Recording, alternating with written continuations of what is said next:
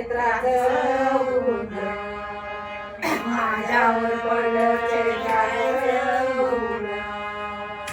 आता काय रडते? अगं बाई लय तिखट मिरची आहे माझी लवंगी लवंगी मिरची कोल्हापूरची सून मला आली फार मजा झाली.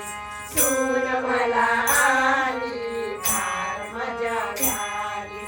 सून मला आली फार मजा झाली. सून मला